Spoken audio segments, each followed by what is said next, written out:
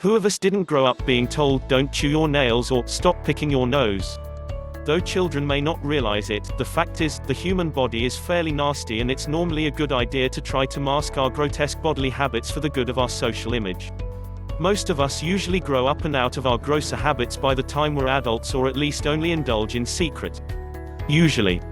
But there's a weird fascination over the disgusting, and for some few there's also fame and fortune to be found behind the stigma. These are 10 examples of ways an income has been found from gross habits. 10. Pooping for profit and purpose. There's a particularly nasty bacteria called C. difficile that infects nearly 500,000 people in the United States alone. The symptoms include watery diarrhea and cramping, which can even reach fatal severity. To counteract this dangerous infection, a course of antibiotics is usually prescribed, but antibiotics do not discriminate between harmful and helpful bacteria. During the course of treatment, some 2,000 different kinds of stomach bacteria, most very helpful, are also killed. Worse yet, C. difficile can be difficult to permanently destroy, and the tenacious invader will sometimes repopulate even after a course of antibiotics, but there is a solution. Fecal matter transplants. These transplants are the result of taking the rich gut biome from a healthy human stool sample and distilling it into a pill to be taken by someone suffering from C. difficile. This replenishes the population of helpful bacteria as well as assisting in the elimination of C. difficile from the body, but not just any poop can be used for a fecal matter transplant. Out of 1,000 prospective donors, only 4 perfect of them qualify after rigorous medical testing. Extremely healthy poop is a rare commodity, one worth paying for. Donors can make $250 for 5 samples a week or $13,000 a year as compensation. But it isn't just about the money.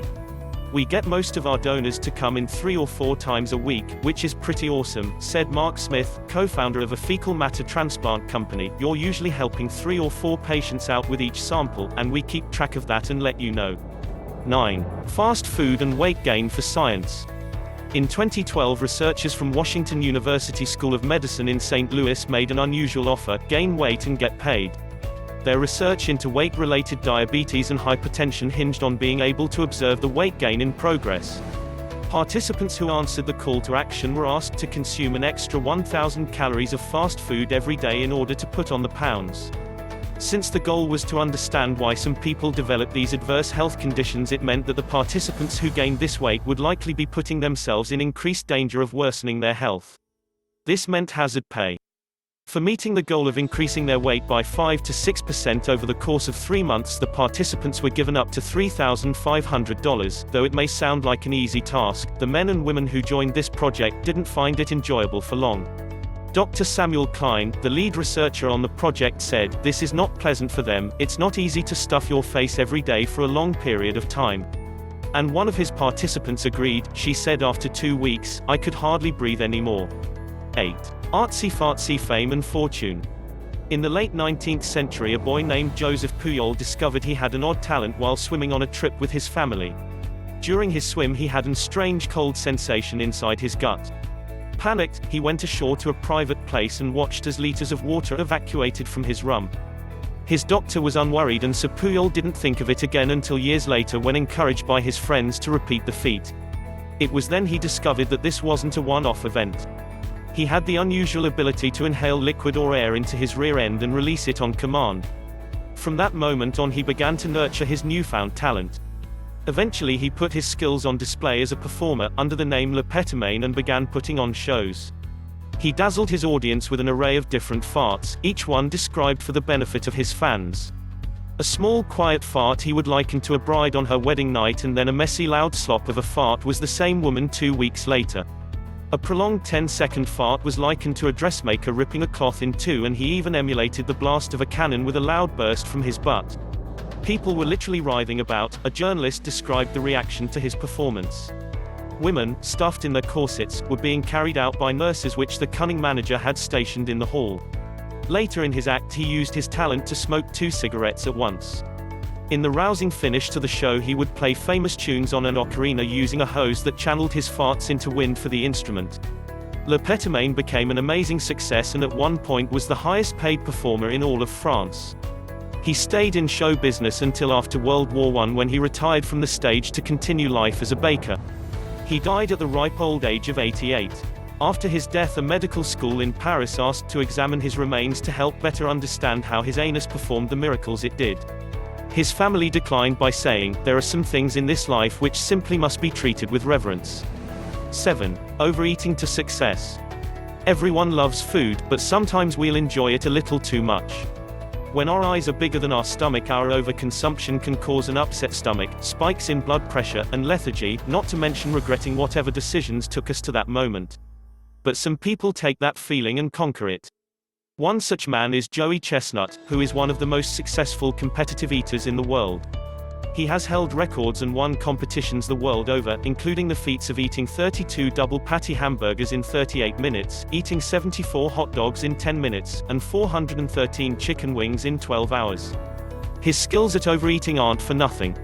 In 2010, Mr. Chestnut earned $218,500 for his eating prowess. Though he admits that it isn't always easy. After setting a new world record for hot dog eating in 2018, he said about his body afterward, "It's not pretty, bro.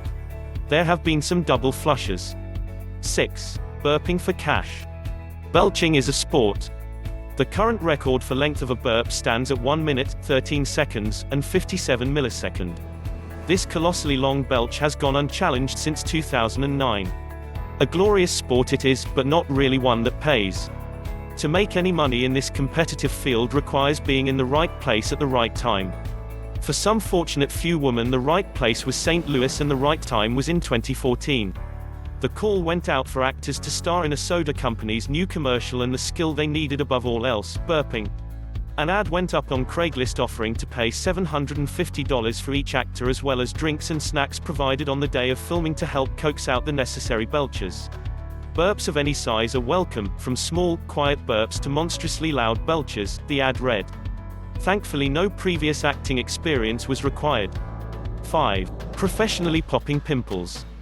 The standard recommendation for pimples is to resist the urge to pop them ourselves, but rather to find an over-the-counter solution, and failing that, to visit a doctor for help. They are after all trained and can perform any required popping in a sterile environment. Most of us ignore this advice. Despite the risks of scarring or infection, popping our zits is a satisfying, if disgusting, experience. Unlike most items on this list though, being employed to perform this task isn't a limited opportunity career. There are tens of thousands of people being paid to do this disgusting deed. They are skin specialist doctors called dermatologists. Not only is this a lucrative career path on its own, paying on average $345,000 a year in the United States, some doctors take it a step further. Dr. Sandra Lee, aka Dr. Pimple Popper, hosts a YouTube channel where she displays particularly difficult or fascinating dermatological cases. The channel has more than 6 million subscribers. When describing why anyone would want to watch something so gross as the usual fare on her channel, she said, "It's part fascination, part can't look away, not unlike watching a car accident.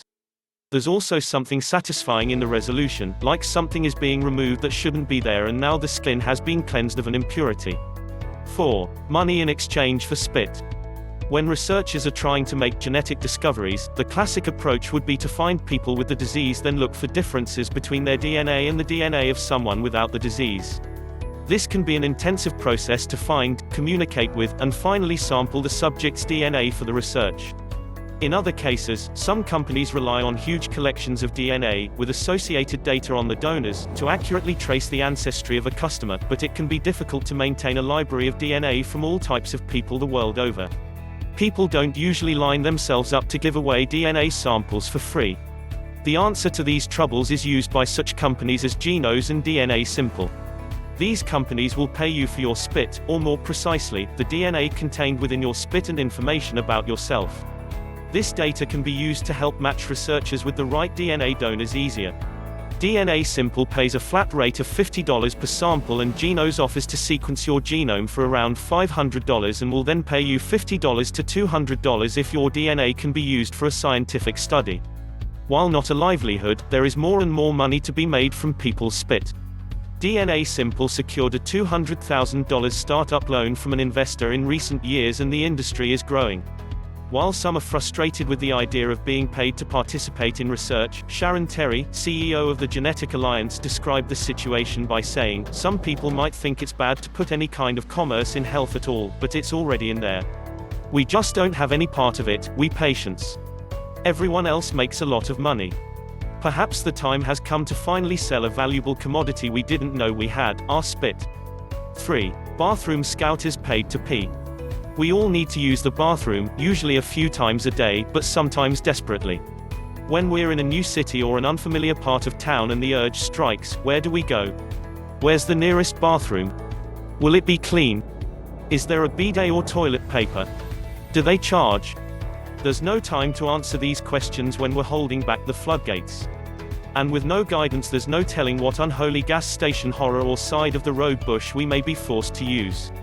It turns out, knowing the location and quality of nearby bathrooms is a service worth paying for, and there are apps that will indeed pay for that kind of information. One app called Toilet Finder paid $20 for some restroom reviews and $100 per week for regular copywriters. Writers contribute anonymously so that the subject matter can't be used against them by friends and family. What's wrong with writing about pee? Reviews are accompanied by a star rating from the reviewer and GPS location to help future bathroom goers to find the right place at the right time. Apps like this and other have hundreds of thousands of bathrooms logged and reviewed the world over. 2. Regurgitating a living. No one likes to vomit.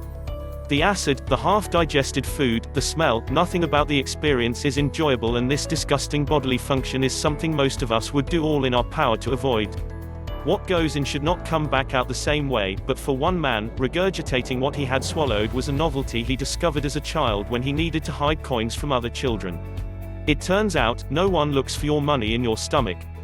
He soon found that he could easily bring back up just about anything. This was a skill he put to good use in show business.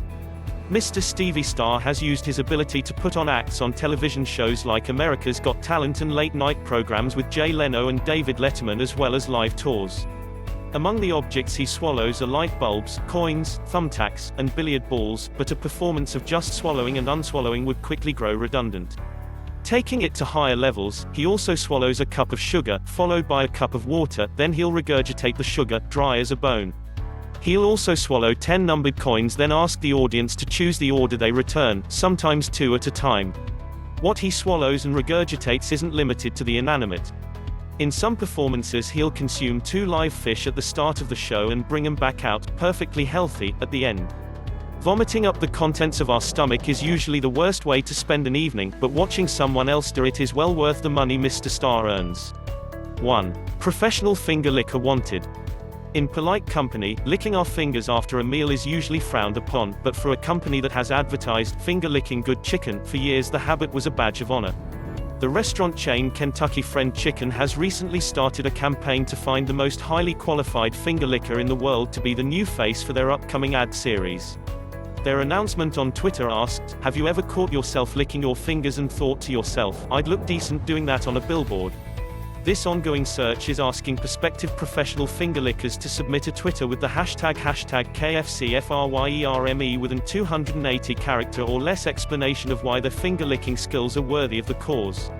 Unlike so many items of this list, this one could still be about you. In a follow-up tweet to the announcement, KFC added, "For the love of God, please keep it PG."